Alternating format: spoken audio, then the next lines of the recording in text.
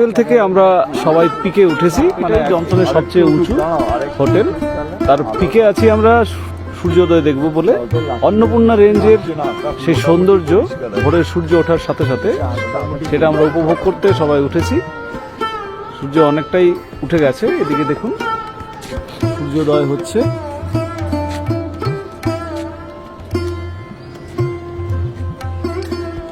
অনন্য অনুভূতি।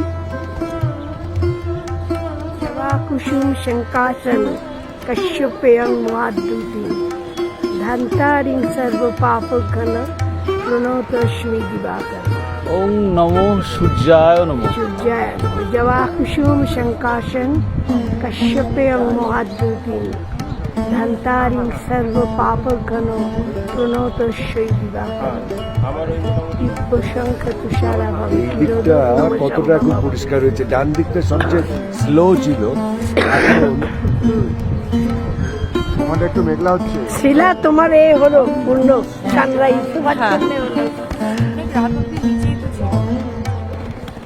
এই তো আমরা সবাই একসঙ্গেই উঠলাম।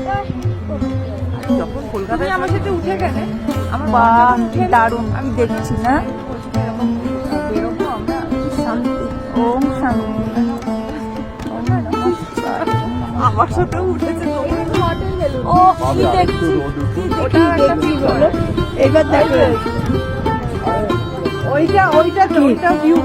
সবাই হোটেলের ছাদে উঠেছি, উঠে দেখছি একদিকে সূর্যদেব উদয় হয়েছেন আর তার আলোটা পড়ছে পুরো অন্নপূর্ণা রেঞ্জের উপরে আস্তে আস্তে।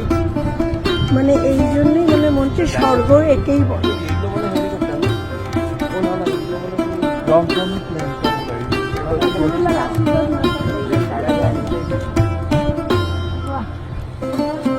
এটা কি প্লেন ও না গ্লাইডার? হ্যাঁ গ্লাইডার।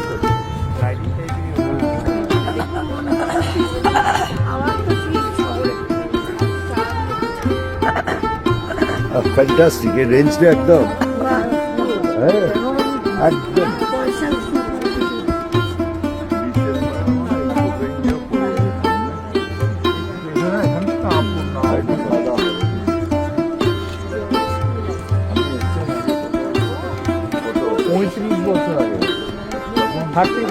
আমি ওই